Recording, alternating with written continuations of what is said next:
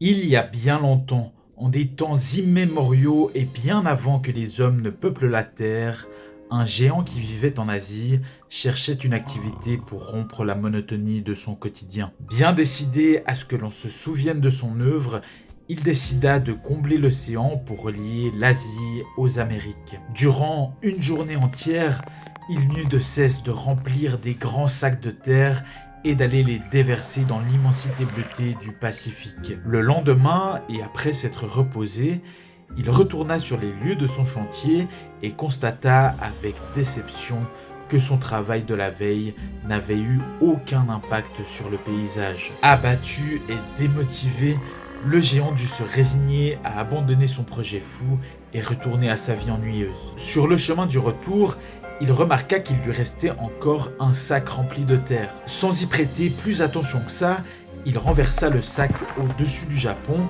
et la terre en retombant forma un tas en forme de cône parfait. Sans même s'en rendre compte, le géant venait de façonner le mont Fuji, montagne qui aujourd'hui encore compte parmi les plus célèbres du monde et est un symbole incontournable pour le pays du soleil levant. Considéré comme la maison de nombreux dieux dans la religion shintoïste, le mont Fuji est toujours vénéré par de nombreux Japonais et son ascension est vue par beaucoup comme un véritable pèlerinage. Bonjour et bienvenue pour cette nouvelle aventure. Vous l'aurez compris, aujourd'hui on va s'attaquer à un gros symbole du Japon, le mont Fuji. Dans cette vidéo, je vais vous emmener à la découverte de cette montagne et surtout de ses alentours et vous présenter les meilleurs endroits où je suis allé pour observer ce colosse de perfection. Si vous ne me connaissez pas encore, moi c'est Pierrot. Je reviens de 6 mois de voyage au Japon, j'ai déjà notamment sorti pas mal de vidéos sur ce sujet et plus globalement, je vous partage mes aventures autour du monde sur cette chaîne YouTube à laquelle je vous invite très fortement à vous abonner. Cela étant dit, c'est parti pour mes meilleurs conseils touristiques pour aller voir le mont Fuji.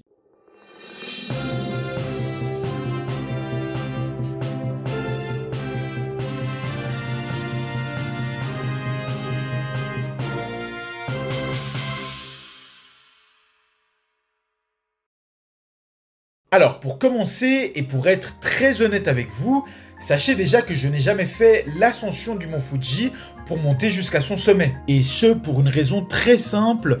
En fait, je ne suis jamais allé au Japon pendant une période où c'était autorisé. Il faut savoir que chaque année, l'ascension de la montagne n'est possible que pendant 2 mois et demi, entre début juillet et mi-septembre. C'est vraiment très court, mais les autorités nippones ferment tous les chemins de randonnée le reste de l'année à cause de la dangerosité de la montagne. Je vous déconseille très fortement d'essayer de contourner cette interdiction. Il faut quand même se rappeler que c'est un volcan en activité qui culmine à plus de 3800 mètres, et outre des problèmes liés à l'altitude, le terrain sablonneux et instable, plus des conditions climatiques changeantes, peuvent rendre l'ascension vraiment périlleuse. En 2024, à l'ouverture de la saison, les autorités ont malheureusement retrouvé les corps sans vie de 4 alpinistes qui avaient tenté l'ascension hors saison. Pour moi qui ai l'habitude de la montagne, j'ai quand même cherché à savoir si je pouvais trouver des guides qui proposent des sorties en hiver en alpinisme, avec bien sûr tout l'équipement adéquat, mais j'ai rien trouvé de vraiment officiel et je pense que ça ne se fait tout simplement pas. S'il y a des gens qui ont des informations à ce sujet, n'hésitez pas à me le dire en commentaire, ça m'intéresse vraiment. Pour ceux d'entre vous qui se trouvent au Japon entre juillet et septembre et qui veulent tenter l'ascension, sachez qu'il vous faudra dépenser 2000 yens pour accéder aux 4 différents chemins de randonnée qui mènent jusqu'au sommet. Sachez aussi qu'il y a plus de 200 000 personnes qui se lancent sur les pentes du mont Fuji chaque année. Attendez-vous donc à ne jamais être vraiment seul. À part ça, je ne vais pas beaucoup plus m'étendre sur l'ascension du mont Fuji ici, parce que ça reste quelque chose qui est sur ma bucket list, et donc je ferai sûrement une vidéo plus détaillée le jour où je l'aurai fait. Bon, parlons maintenant de ce qui va intéresser la majorité d'entre vous. Mais où sont les meilleurs endroits pour aller observer les majestueuses courbes du mont Fuji en tant que touriste? Déjà, il faut bien se rendre compte que le mont Fuji, c'est la seule montagne à être aussi grande à des kilomètres à la ronde et que donc on peut l'apercevoir de très loin. Il paraîtrait même qu'on peut voir le mont Fuji depuis les plus hauts buildings de Tokyo, les jours où la météo est vraiment très bonne et où la pollution de la ville est très basse. Personnellement, je ne l'ai jamais vu parce qu'il y avait toujours cet épais voile de brume qui entoure la mégalopole et qui empêche de voir trop loin, mais vous serez peut-être plus chanceux que moi. Par contre, il n'est pas rare de voir le mont Fuji depuis la route ou depuis des trains quand vous vous déplacez en dehors de la capitale, et je dois dire que c'est quand même assez stylé de voir comme ça tout d'un coup apparaître cette immense cône qui se détache du paysage. Sinon, bien sûr, le meilleur moyen d'aller voir le mont Fuji, c'est d'aller dans les villes et les villages qui se trouvent tout autour du volcan et qui proposent de magnifiques points de vue. Une chose qui d'ailleurs peut être une très bonne idée, c'est d'aller louer une voiture pour en faire le tour complet. Mais pour un touriste lambda comme moi qui est dépendant des transports publics, il y a surtout deux lieux qui ont retenu mon attention. Il s'agit de la ville de Kawaguchiko et du village de Hakone, qui ont chacun leurs avantages et leurs inconvénients. Ça tombe bien parce que je suis allé dans les deux endroits et du coup je vais pouvoir vous donner tous les détails et mon avis sincère. Kawaguchi, c'est une ville qui se trouve vraiment au pied du mont Fuji. Moi, j'ai beaucoup aimé la vue qu'on avait sur la montagne depuis la ville.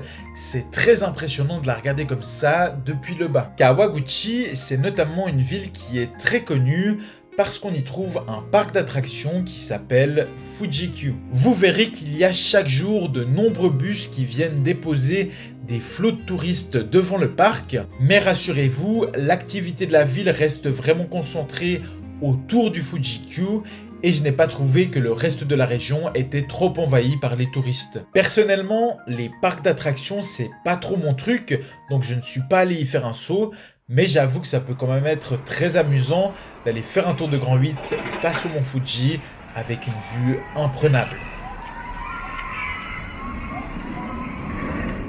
Pour parler un peu plus de Kawaguchiko, on peut dire que c'est une ville japonaise très classique. On y trouve principalement des habitations, alors ça peut être très sympa d'aller s'y balader un peu au hasard des ruelles, surtout que la vue est incroyable un peu partout. Vous trouverez aussi plein de petits restaurants japonais très traditionnels et très intimistes avec des couples de personnes âgées qui s'occupent de gérer tout l'établissement. Comme je le disais avant, la plupart de ces restaurants, mais aussi les hôtels, se trouvent à proximité du parc d'attractions. Grosse mention aussi pour les onsen de la ville et tout particulièrement pour le Fujiyama Onsen, qui est l'un des meilleurs bains thermales que j'ai pu faire au Japon. La richesse de Kawaguchiko réside tout particulièrement dans sa nature environnante. Moi, il y avait surtout la forêt de Aokigahara qui m'intéressait tout particulièrement. Alors c'est cette forêt qui porte aussi tristement le surnom de forêt des suicides. Chaque année, les autorités japonaises retrouvent le corps de plusieurs personnes qui sont allées se perdre dans la forêt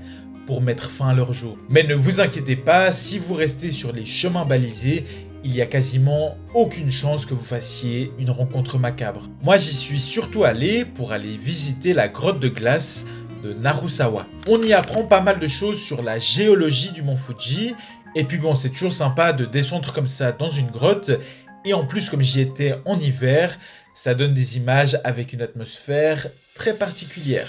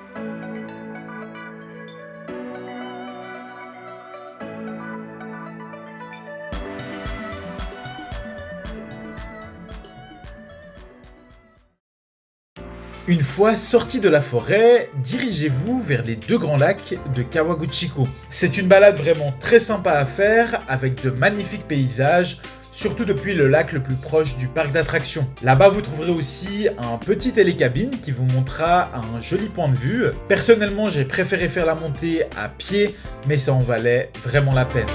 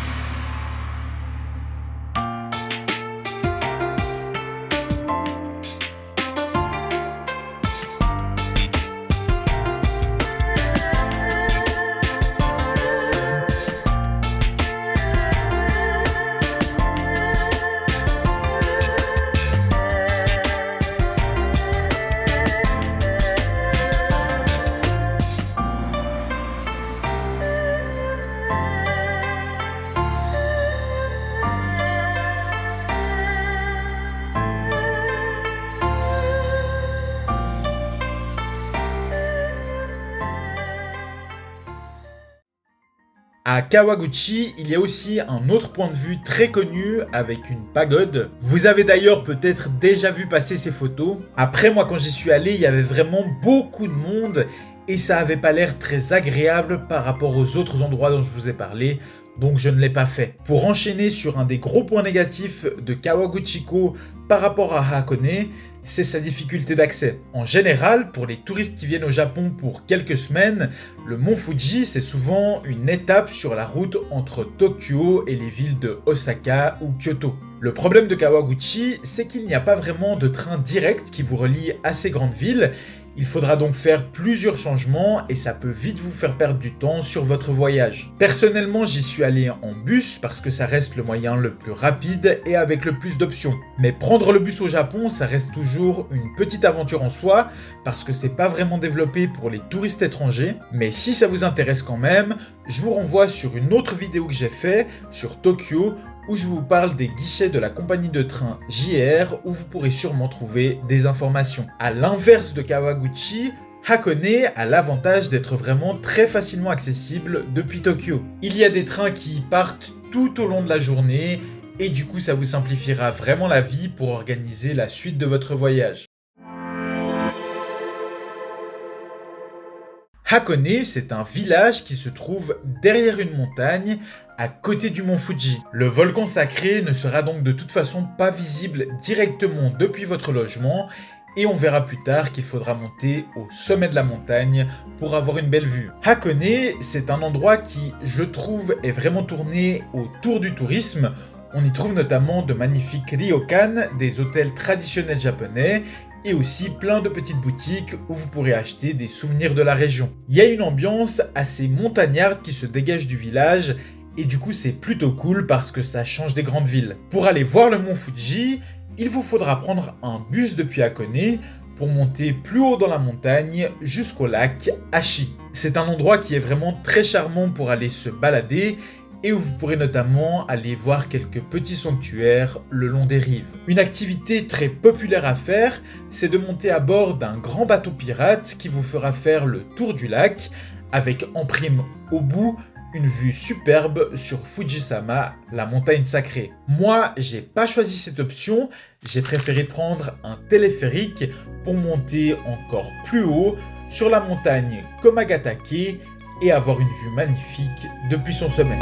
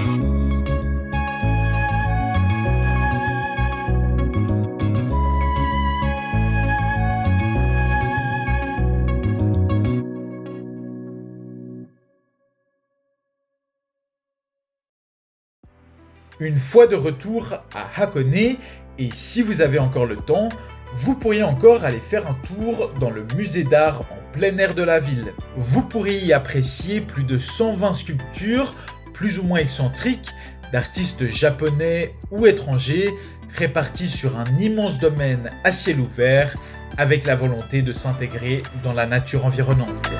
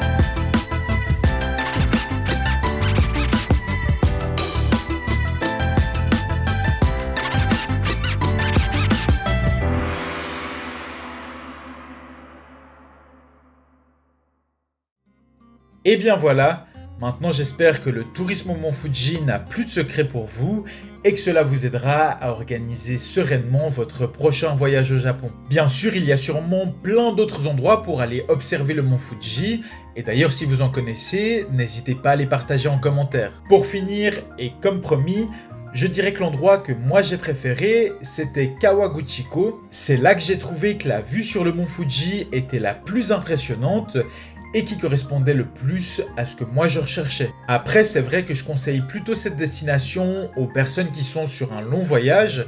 Si vous êtes sur un planning serré et que vous ne voulez pas perdre trop de temps dans les transports, Hakone c'est quand même très bien et c'est plus accessible. Si vous avez apprécié cette aventure, vous pouvez vous abonner à cette chaîne YouTube pour soutenir mon travail et puis aussi aller voir mes anciennes vidéos. J'ai déjà sorti une série de 6 vidéos où je vous donne tous mes meilleurs conseils touristiques pour aller visiter chacun des grands quartiers de Tokyo. Et j'ai aussi sorti plusieurs vidéos où je vous raconte tous les endroits que j'ai pu aller visiter autour de la capitale nippone, dont un où j'ai eu la chance d'aller me baigner avec des singes dans des sources chaudes. Et puis bon, il y a encore plein de belles choses qui doivent arriver sur le Japon.